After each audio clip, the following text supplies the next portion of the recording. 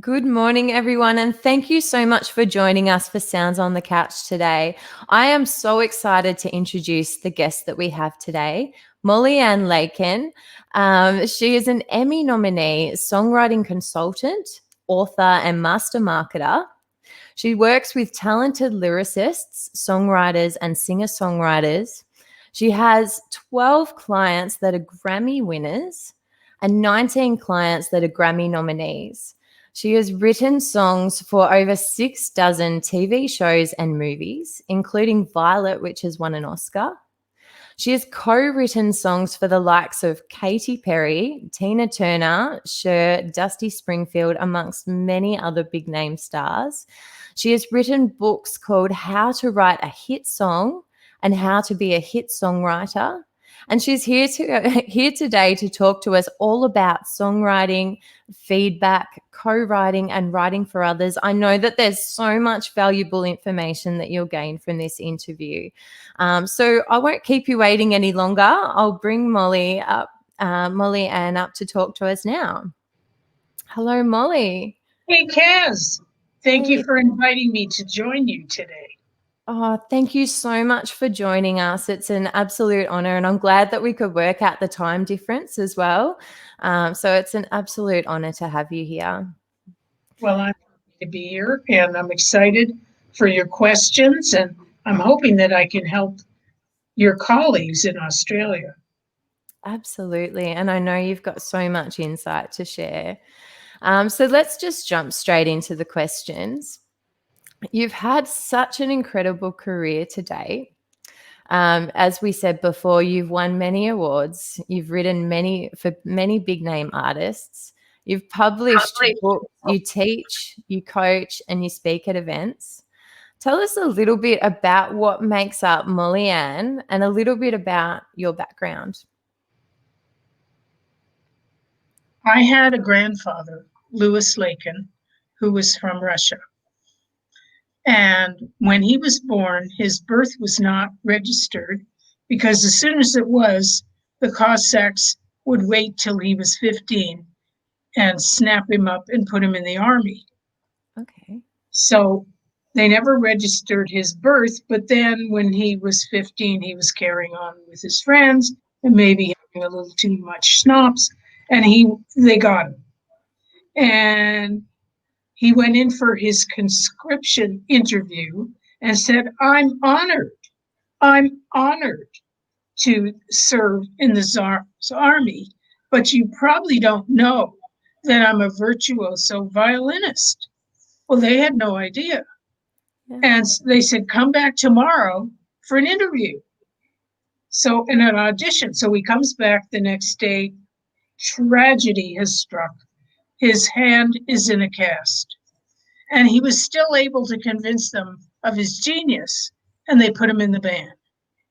And as soon as they were close to the border, he unzipped the cast, hopped the border, and took a ship to Canada. So when you ask me, am I from a musical family? I have to answer you and say, well, not really. Yeah. I became a songwriter because I loved music. I loved music. I lived it. I knew all the words to all the songs. I knew every artist. I knew what key they sang in. I knew who the publisher was and the record label. And I went to every concert imaginable.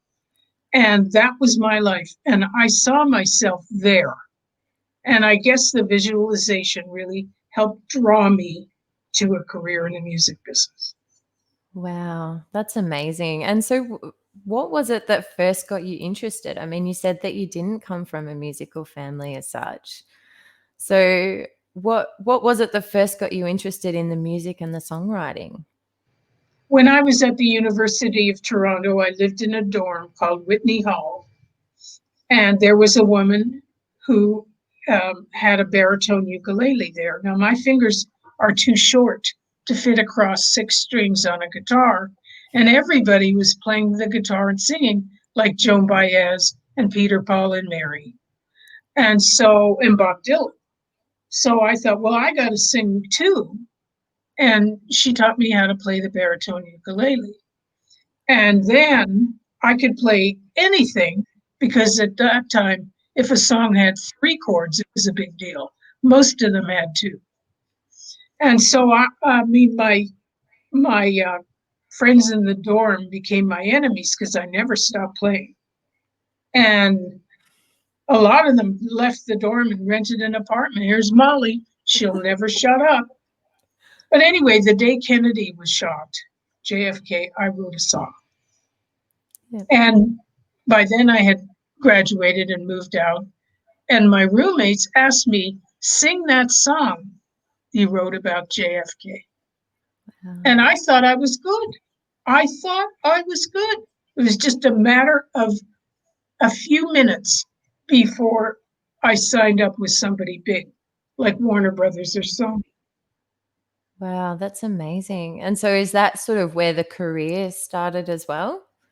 No, From the that? career started, there was a folk rock club in Toronto called the Riverboat. Okay. And everybody appeared there. Joni Mitchell, Gordon Lightfoot, James Taylor, you name them, they were there. And I used to go every single time, every night, and I would drag everybody from the door. You got to hear this, because I'd hear the songs on the radio. And I said, I just need to see these people. And I remember going backstage after Gordon Lightfoot had performed. I mean, here's me, I've written one song. And I said, I'd really like to write with you. He says, oh, I write my own songs. And I just shrugged and walked away. But when Joni Mitchell appeared, she had gotten terrible reviews in the Toronto Star. I thought she was sensational. They thought she was horrible. And I said, well, I want you to keep on singing and writing because I think you're a star. Now, here's me, 17 years old. What do I know about this? Wow. It was laughable. But anyway, maybe I helped her a little bit. And that's incredibly brave as well, to be able to go up to these at 17 years old, to be able to go up to these musicians and give them that feedback. Like, that's huge. I'm sure she doesn't remember. And I tried to interview her at one time for one of my books, and it was about rejection and how you cope with rejection. She says, I was never rejected. Well, that's not true. She never let it affect her. She just kept going. A lot of people are just flattened. But anyway, back on my story of how I became a songwriter. When I graduated from college, I went back home to my father's garden, and I was sitting there playing my ukulele all day and all night. And he comes storming down the hill.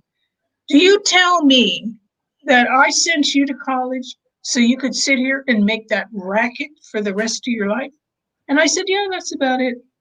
So they sent me off to Israel to learn the value of hard work on a kibbutz. Okay. Well, when I got to Israel, the town I was assigned to was right on the Mediterranean. It was called Ashkelon. Yeah. Lovely, soft, lapping blue water, quiet, serene.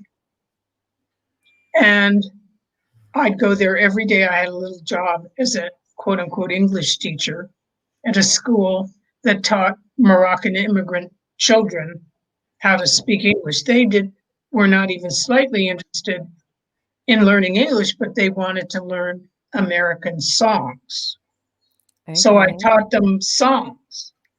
And after school, I'd go to the beach, and my colleagues, there were 40 of us, they would ask me to sing a Mali song. Once again, I mean, there was no television there. There was one radio station that was mostly Arab propaganda, and it was fuzzy in and out, so you couldn't hear it anyway. So they'd say, sing a Mali song. And I thought, my God, this is brilliant. As soon as the year's over, I'm going straight to Hollywood and I'm going to hang out with Joni Mitchell. Yeah. Well, I did go to Hollywood, but believe me, I didn't hang out with Joni Mitchell. I had to learn the craft of songwriting, and I had to navigate through that terrible morass. But I did do something right, and that was I went to a songwriting workshop at Capitol Records. Excuse me while we take a sip. No, go for it. And every week, the guy would play us an instrumental that was a hit in Europe or Bali or Guam or somewhere. And he'd say, come back next week with a lyric and you'll have a hit song the following week. Well, my lyrics were a riot. They certainly weren't any good, and he wanted to throw me out, and I wouldn't go. I just wouldn't go. I wouldn't leave. Eventually, I got pretty good. Yeah. Every Friday in Los Angeles, every Friday afternoon, there was an open invitation for any songwriter to go to Warner Brothers Music. And the executives from Warner Brothers Music would listen to anybody who showed up, because you never know. Mm-hmm. And I got in that door. Wow. And my songs weren't very good, but the guy who was in charge of it was really impressed that every week I came back and I had a song, and they had this big blackboard with the names of the artists who were looking, like Helen Reddy and Olivia Newton-John and whoever else. And I always had a song. It wasn't right for what they were looking, but this guy thought, wow, she's really dedicated. So at the end of maybe 2 months of this, I held my breath and told him, you know, I've turned down several staff writing jobs to continue to work with you, because all my friends were getting jobs, staff writing gigs, and there was me. And he says, well, then come and sign with me. It wasn't at all true that anybody had offered me anything, but I had that chutzpah, and he signed me as a staff writer at A&M. Fantastic. And it just kind of took off from there. Wow. You got to want it. I mean, you got to want it like your life depends on it, but wanting it, and you also have to know your craft, and you also have to know the business. Yeah. Music, songwriting is a business. So I think like that dedication, like, did you always have that drive and that ambition to just stick with something and continue going back? Was that just always in you, or was that something that you developed? As a kid, I never had anything like that. Yeah. I did take piano lessons, and I'm told I was pretty good. And I was playing rondo and minuet in G.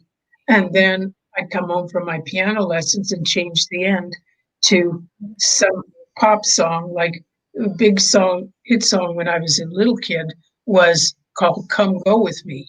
And the end was dum, dum, dum, dum, dum, dum, be dooby dum. So I'd stuck that on the end of minuet in G. And my mother went hysterical and locked the piano. So I wasn't allowed to play or sing or do anything. And then I was in college, and this lady taught me to play the baritone ukulele. I thought, whoa, you're right. Here we go. I never wanted to do anything else. I never had a plan to do anything else. So it's an amazing story. So how did you get from that point to wanting to work with other musicians to develop their songwriting, or other songwriters? I was invited to teach a songwriting class at UCLA. Okay. Called the Songwriters Workshop. And while I was there, all of my students were asking me to have private lessons, and could they come over to my house and play me a song, so on and so on. And I said, okay. And I charged a teeny bit of money. And suddenly I had this career as a songwriting consultant. And I also developed a singer-songwriter workshop at UCLA.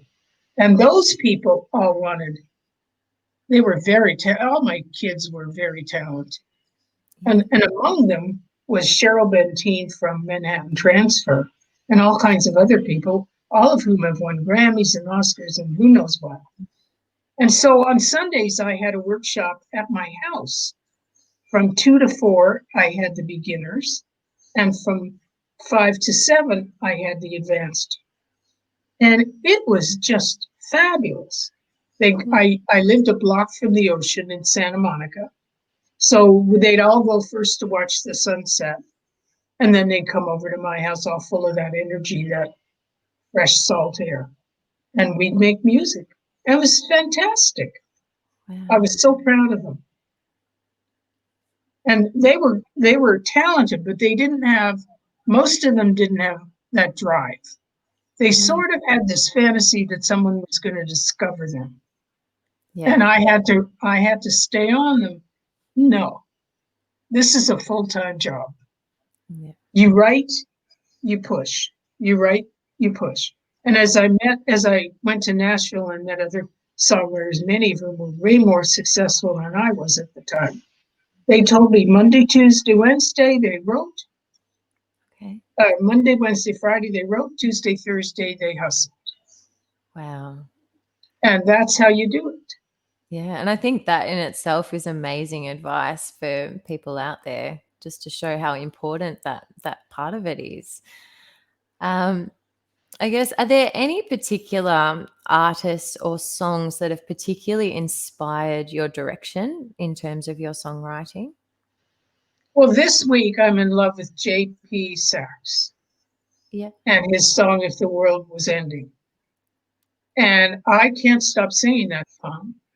In fact, I invited him to be my special guest in the new book I'm writing called "How to Write a Hit Song Part 6." Okay. He has inspired me because his song is very contemporary. It's got that kind of hip hop, pop feel to it, lots of interesting rhythm. It's not rangy, so anybody can sing. I can't sing. I'm not allowed to sing, but I can sing it anyway. And he's good. He's a very good writer. And he's also a craftsman. Now, people forget, or most people don't know, that what comes out of you is a burst of inspiration. That's the inspiration draft. Then each subsequent draft is your polishing what you got. And it could be, and I tell my clients this all the time, it could be there's one line or one phrase in that first draft that might be the big money line. Mm. And so it's good to have somebody else have a look at what you do and help you decide, what have I got here? Yeah. Is this a hit? Is this on the way to being a hit? Yep. Oh, excellent. And so you said a little bit about this, but when you're going through your creative process, is that how you start? So you start your first draft, your inspiration, and then you're Well, polishing that up. first, the Sammy Kahn used to say this. He's an old school lyricist, but they'd ask him what came first, the lyrics or the music, and he would always say the phone call. So I need an assignment. And somebody says, we need a song for a movie, and here's the scene, and da da da da, and this is what the scene is doing, and the song needs to be the subtext. So then I try to figure out what the dialogue isn't saying and have the song say that. Okay. And I try to get synced up with the way the movie's going. So if it's a lovely kind of pointillistic fantasy movie, fine. Then you write a song like that. Okay. Or maybe they want something antithetical. Maybe they want some hard rock stuff. You notice in a lot of movies where things blow up and everybody gets shocked, that when they get to the bar scene, they want something sweet that they can dance to. Yeah. So you have to find out what they want. And if you're not writing for a movie, then try to figure out who's the best prospect for this song, and how do they sound, and what do they sing, and what do they say, and what's realistic for this person to say, just like you're writing a script for somebody, except you're writing for somebody to sing. Yeah. I try to write the chorus. I get the title first. I write the chorus melody first, one note at a time, left hand behind my back. One note at a time. I know we all like to sit there and play chords. No, one note at a time, record it, listen back, tweak it, record it, listen back, tweak it, until it just clicks in your gut. I'm ready. Then I write the verse melody one note at a time, same process, and then I do the bridge. And everybody I've ever met who's a songwriter says, I guess I don't need a bridge. I think it's fine.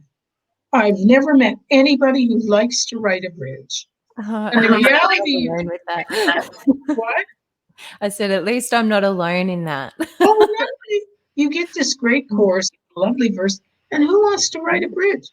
But the reality is, if it's 3:00 in the morning and somebody's actually recording your song, and they say, "Gosh, it's not long enough.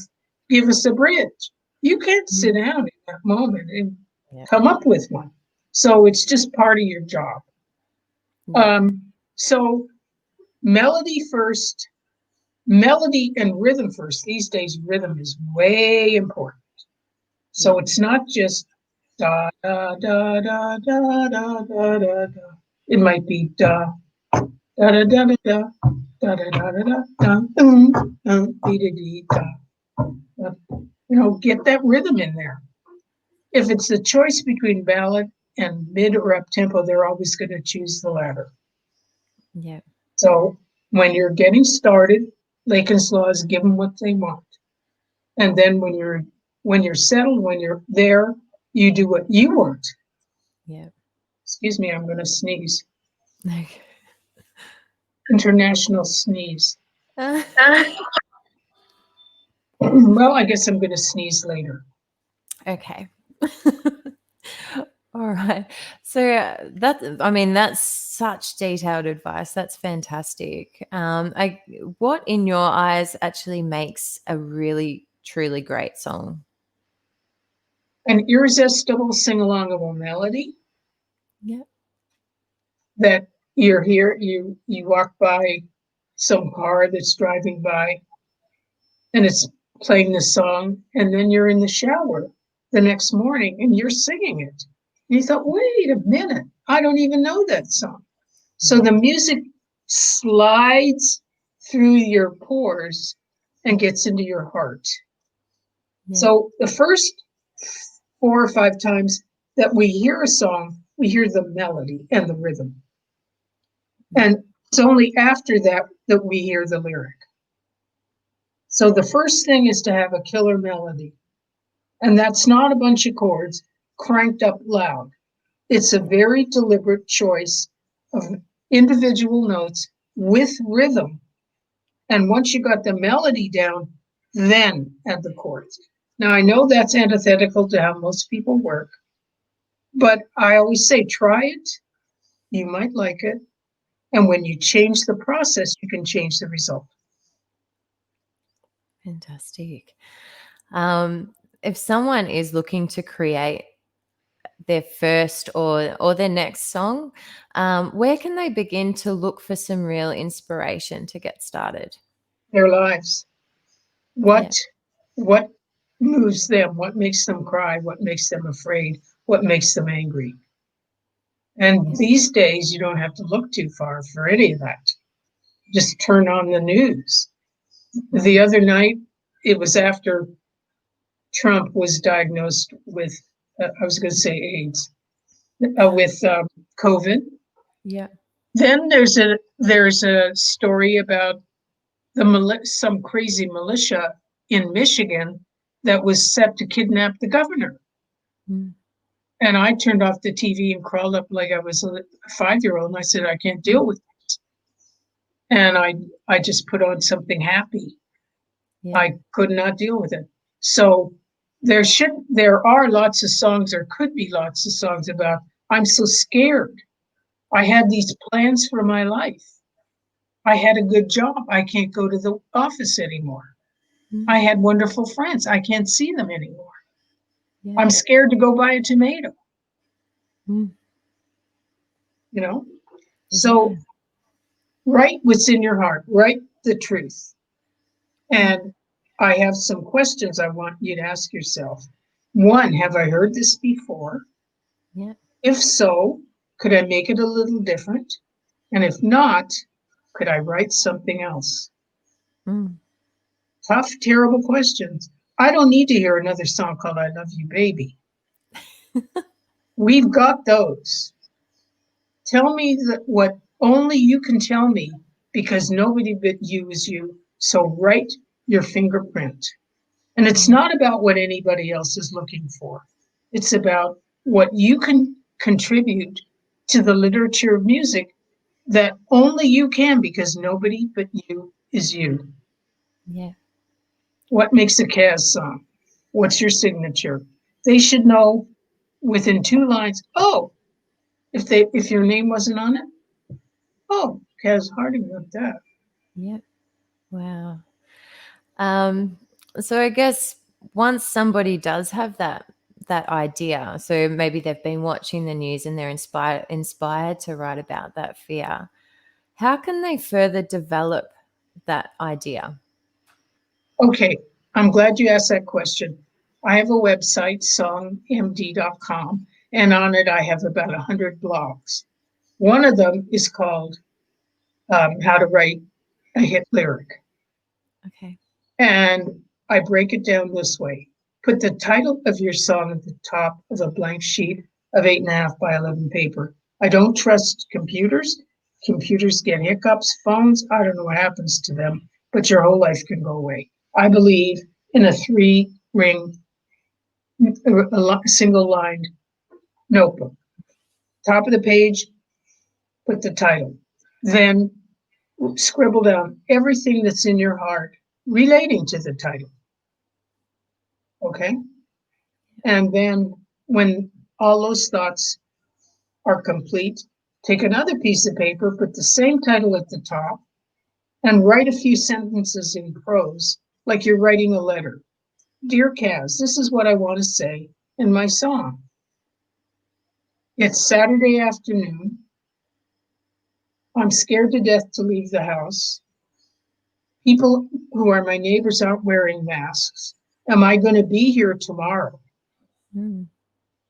And what can I do today to make somebody else a little happier? Whatever the theme of your song is. Yeah. So you've got all these ideas just scribbling out of your head. And then you have them in the form of a letter. And then I want you to write a non-rhyming lyric. And then I want you to write one that does. The last thing you should do when you write a lyric is write the lyric. The beginning part of it is all prep. Just like you're going to make stew. You can chop up the carrots over here, the onions over here, the tomatoes over here, da da da da da. And then you get ready to assemble it. And then you have to stir it and season it. So that's rewriting, rewriting, rewriting. Does that help you? Oh, that's absolutely fantastic. And I'm sure so many people that are watching this or will watch this later will be so inspired to be able to take a bit more of an organized approach. It'll be really useful. I guess once somebody has written their song and they're ready to take it to the next step, what is your process with gaining feedback on that song from others? First of all, we're all very isolated now, and we don't have our usual colleagues. Hey, Fuzz, what do you think of this? Do you like this line better than this line? And when I go into the studio, I always ask, which line do you like better? Or they don't like either one of them. And so I respect them and I change it because, hey, nobody's God here. Yeah. It can always be better. So I think it's essential for a songwriter and a singer-songwriter to have somebody they trust to give consistent feedback. And I do that for my clients. And they play me a song. One guy sent me a song. It was actually from New Zealand.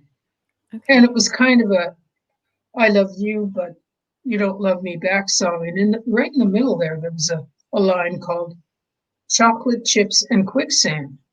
I said, whoa. And I said, let's you and me write a whole new song called Chocolate Chips and Quicksand. Mm. Isn't Yeah. that the best title you ever heard? I mean, that's my whole life. And so we wrote a whole new song with that title. Wow. And the thing is, without another person, you're sitting there at what you did. It's your child is perfect. Yeah. But once you get it out of the studio or out of your guitar or wherever it is, you're dealing with the best of the most connected. So you better be sure that what you got is going to kick somebody else off the Hot 100. Yeah.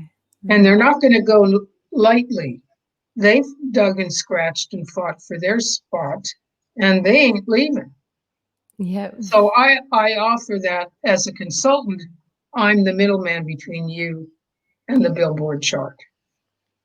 Fantastic. So obviously, if people are looking to get that feedback, they can come to you or to a consultant to get feedback.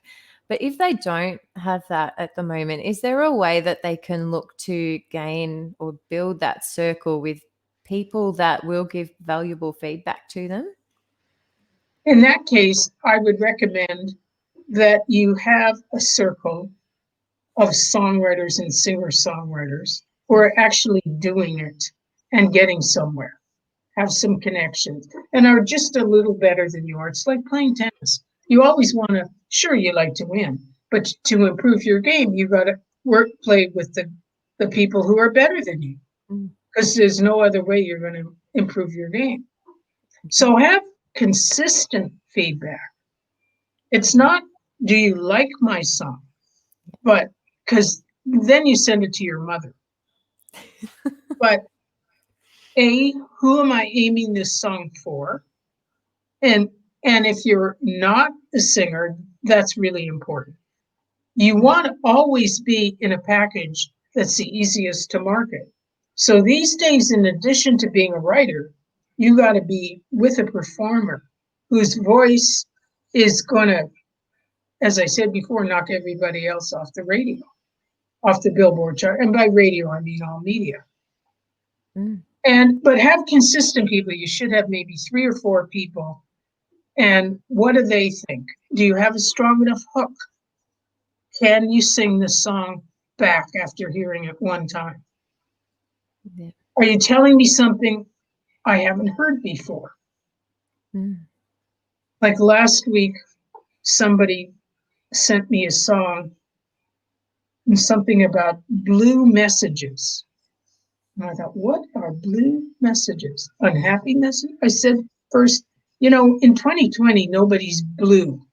We're bummed, we're upset, we're depressed. And she says, no, those are the ones when you answer a text. Yeah. The blue ones are you, and the other colors are the answers. So she was talking about blue messages. I said, well, that's brilliant. Yeah. But you need a whole song about blue messages. You need to take all the other stuff away and just have blue messages. So you need somebody in your group who's going to catch that. Fantastic. Okay. And you need to be open to their suggestions. Again, if you want them to just say, I love your song, send it to your mother. Yeah. But if you're not all in, you have no place in the music business because everybody else is. Yeah. They kill for a shot. They have killed for a shot. Yeah. So when you're looking to get that feedback, is there a certain standard that you should have your song at before you go and pass that on for feedback? I don't think there's a should there. Okay. I think you could say, well, I have what I think is a good chorus. I don't know where to go with the verse. But you don't send a perfect song for feedback. You send a work in progress. You want help. Yeah. I just wrote a book, and I've had all kinds of people read it and give me their feedback because I think I'm writing something, and maybe I wrote something else. So before it's published, it's really a good idea to get feedback from people who may hate it, and then they'll tell you why. Like one lady who's a hit songwriter in Nashville wrote, You Decorated My Life. that was their first song. You don't ever tell a songwriter that your first song was a Kenny Rogers hit, #1, and won a Grammy. Don't tell them it was your first song. They'll hang you from a tree, because the rest of us have been after that all our lives. But nonetheless, that was her truth. And I said, please read the book. You've been in the same trenches I have, and tell me what you think. And her comment was, I loved and hated this book because it was so true. Yeah. So you got to have a gentle introduction. Listen to what other people say about other songs, and you'll learn from that. Yeah. But you don't need to be perfect to go ask somebody, what do you think? Or to ask somebody for help. You say, I think this is pretty good. But before you do anything, I want you to listen to the Hot 100 on Billboard. And is there a spot there for you? Okay. And do you think that there are a lot of people that you come across that are trying to sort of get that perfection before they've reached that feedback place? Well, perfection doesn't exist. When the Navajo, we have a tribe of Indians in the U.S. We call them Native Americans. And they're the Navajo, and they make beautiful blankets. And they always weave a mistake into the blanket, because only God can make something perfect. So perfect doesn't exist in the arts. Maybe in a math equation, somebody wins the Nobel Prize for who knows what. I can't even pronounce it, but that can be perfect. But in the arts, there is no perfect. It's something on its way. Absolutely. You plant a seed, you think you're growing a pumpkin, but you end up with an elm tree, and that's okay. You got something. And just realize that not every song is going to be a hit song. And songs are like, here's my way of explaining it. On the west coast of Canada and the United States, there's a pipeline, and it's filled with gas. It's filled with oil. But what if there was another pipeline parallel to it that was filled with water, sand, rocks, diamonds, and gold? And you say, well, wait a minute, I don't want the rocks and the sand, I just want the gold. Well, you have to pan through all the rest of it to get to the gold. And so that's the same thing with your writing.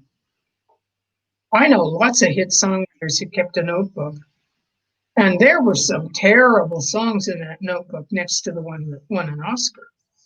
So every song is valuable if its only reason for existing is to get to the next song. Yeah. And I think that's so important for people to hear as well. I think even the top songwriters, they've all had a percentage of songs that have not been great or have been a lesson to move forward. Okay, so when you're going from feedback, at what point would you then turn that around to become a co-writing effort? Me personally? Or just anybody? Oh, well, if somebody sends me a song like Chocolate Chips and Quicksand, and I said, listen, this is a great line. I don't want you leaving it here. It's going to die here. I can turn that into a hit. If you're interested in co-writing, this is what I do. Take a listen to the other songs I've written, and if it sits right with you, you're not giving up 100%. You're gaining a partner who knows what she's doing and is well connected. I know everybody. I know what everybody needs, what everybody's looking for and not looking for, and most important, when they're looking. So if you want to be my partner, let's go. And if you don't, that's okay too. Yeah. Oh, great. So what's your experience of co-writing been along your journey?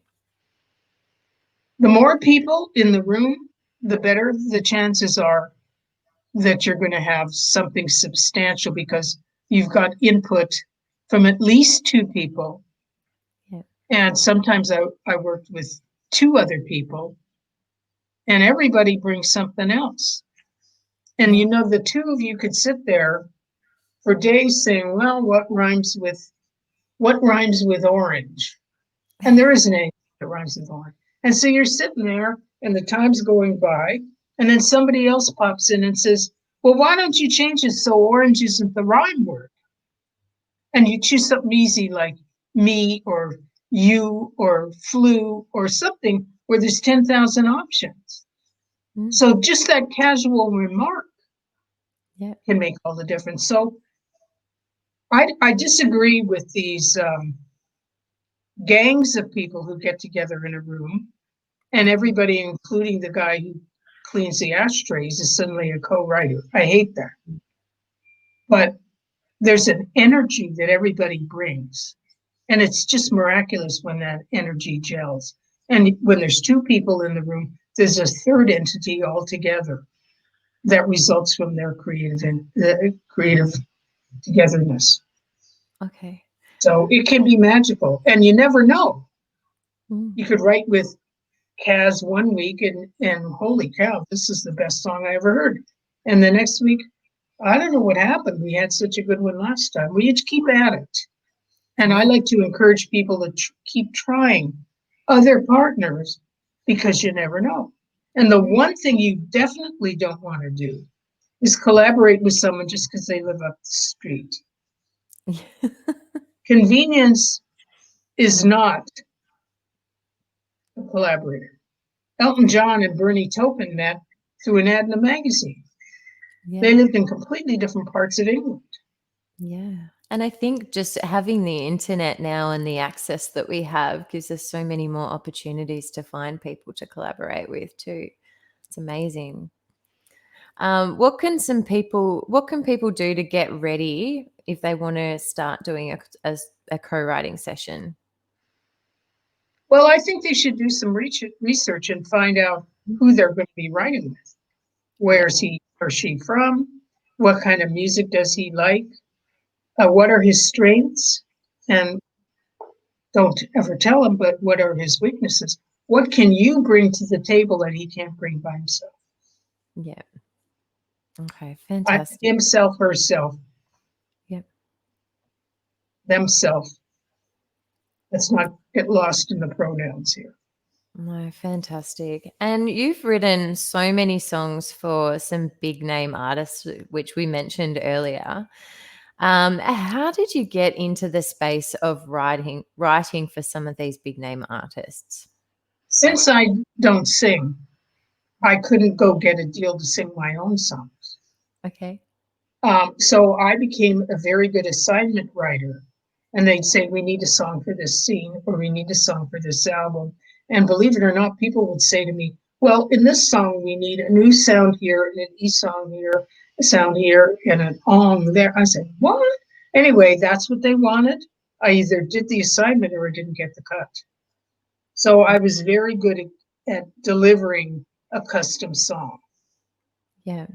So I never really could say exactly what I felt, but it was close enough to give me the inspiration to write it and then custom tailor it, just like you buy a magnificent gown in Paris.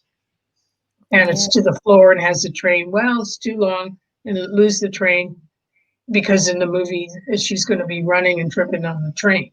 So somehow this gown turns into a pair of pants, long pants. And as an artist, you have to be flexible and leave the outrage home. Okay, excellent.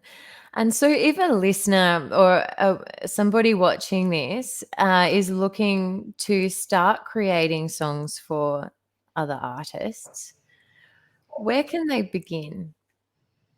First of all, go see the artist or start locally so you can actually go see the artist.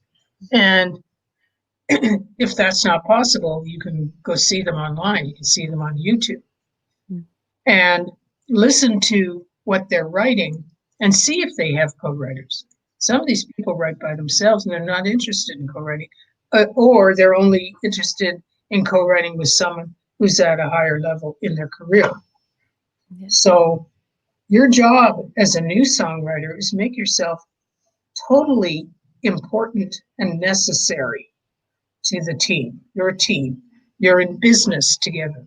What am I in my orange sweater going to contribute to you in your black sweater that you couldn't get otherwise? Yeah. So it's a business deal. Mm.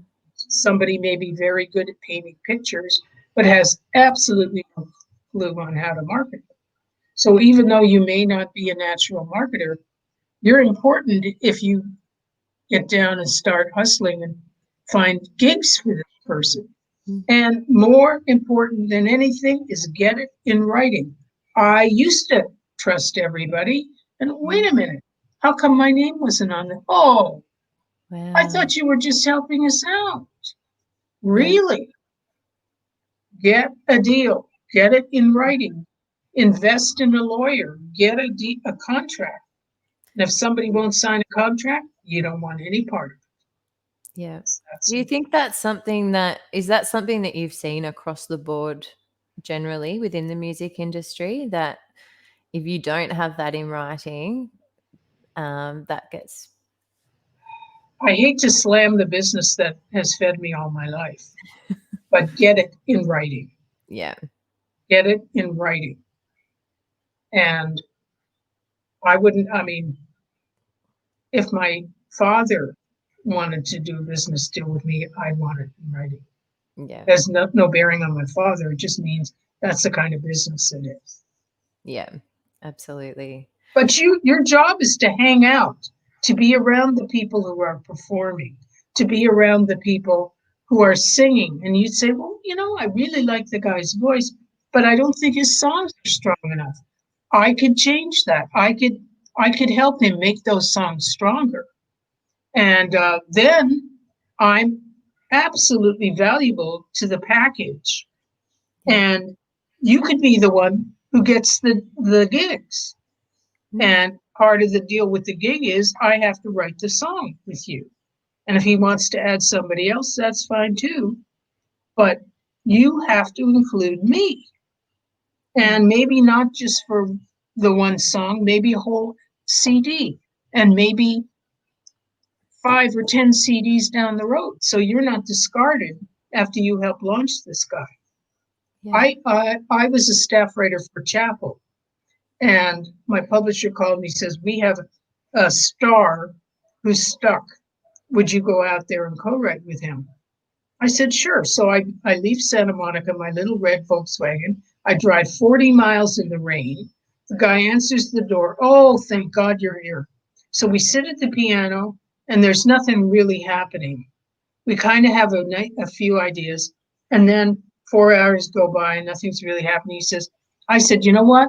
Let's take a break, and I'll come back tomorrow, and we'll see which of these idea flies in the morning, because it's always good to sleep on it. So I slept back the next day, and he says, oh, I don't need you. I finished the song myself. I said, you would never have written a song if it wasn't for me. I was in the room with you. Hey, I'm sorry, I'm on a call. So I called my publisher, and I said, what is this? He says, well, it's dead wrong, but he's a star, and I can't reprimand him. So now I carry a little agreement in my pocket. I'm not kidding. Yeah. Turns Yeah. out nothing Before you do happened with the anything. guy. He was bounced from his label. He's a slime ball. Everybody knows it. That's it. Nobody will work with him. But still, that's not fair. That's not nice. Artists aren't nice. Yeah. Some of them No. are wonderful, but don't count on it. Yeah, absolutely. No, I think that's incredibly valuable advice. So I know that with all of this that you're doing, I mean, you work with individuals as a consultant, you're speaking, you're writing books, you're writing songs, you're doing so many things. How do you take care of yourself within all of that busy schedule? Well, I smiled at your question when I read it because I'm always telling everybody to take care of yourself and pamper yourself. But I think I'm pretty good at it. I know when I need a break. I know when to stay off the phone. I know when to turn the computer off. I happen to be a yogini, and that's a wonderfully restoring activity. Mm. And just plain breathing is wonderful. Once I took a class, a yoga class, where we just sat there for an hour and breathed. We didn't stretch anything. And I walked out of there serene. Mm. I also take walks, and there's nothing better to burn off frustration than taking a walk. No sounds, no music, no news. I never watch the news. I can't deal with it. And also, I meditate. Yeah. I have a meditation I've been doing for years and years. It takes 15 minutes. When I do it, my brain is cleansed. I'm invigorated. And chocolate. Yes. I think we've got a All the lot in touchy common with feely these things. stuff and chocolate. Absolutely. Cheap chocolate. Junk chocolate. I'm all for the chocolate and the yoga and the meditation. I'm very much with you. So You is close there the door. You close the door. I'm here. I don't care if the house burns down. Do not disturb. yeah. Absolutely. So thank you so much for sharing all of this. Is there anything else at the moment that you would like to share? Yes, I produced Ann Leikin's masterclass in songwriting. It's Excellent. 2.5 hours long. It's a collection of the very best master classes that I taught at UCLA. And it's like having me right there with you, talking to you, encouraging you, giving you assignments. It's available on my website, songmd.com. Fantastic. I've And written, I will put the link to the website in the chat box after this as well so that you can find it all. thank you. And this is my current book, How to Write a Hit Song, 5th edition, which reviews all the basics of how to create a strong lyric. It includes that exercise I gave on how to write a hit lyric, how to write a hit chorus, and all kinds of marketing tips and interviews with hit songwriters who share their tricks with you. And then finally, how to be a hit songwriter. And it's fantastic. But all of the books are both available at Amazon.com, used for maybe a couple of dollars. So you can get them for cheap, cheap. And as a bonus, I want you, all your listeners, anybody who's listened to this, if you, when you send me 10 songs for consultation, I'll send you this free. And it's worth $100. Yeah. So those are some special offers. And on the back of How to Be a Songwriter, there's the cutest picture of me at age 3 Oh, playing the fantastic. piano. And my mother staged this. She wanted her father to buy her a piano. So she pretended that like I was playing the piano. But nonetheless, she had to buy her own piano. Yeah. Oh, So this I is want all you people in Australia to make a decision. Are you going for this? Is this as a hobby? It's a lovely hobby, but don't confuse it with a career. If you want help with your career, I'm here. fantastic. This has been incredibly valuable, Molly Ann. Thank you so much for joining us and for sharing your insight and your history. It's been incredible. And as I said before, I will put the link to Molly Ann's website in the chat box after this discussion. And I definitely encourage you to check her out, check out the course, check out the books, and get in touch with her to help you out with your songwriting. So thank I you do very much. need to add one more thing, Yeah. and that is you asked me about people trying to sell their songs. Oh, yes. Nobody sells songs. Nobody buys songs except crooks. We earn our living from royalties, from getting licenses for our songs when they're included in a TV show or movie or a video game or a commercial. But you never, ever, ever sell your songs 100 times a week.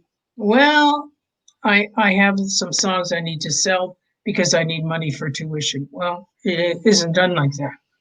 So please be a professional and don't go looking for people. Just sell your songs or buy your songs. Look for ways to create income streams to support yourself with work. And that's an amazing way to finish. Thank you so much, Molly Ann. God bless all of you. Stay safe. Thank you.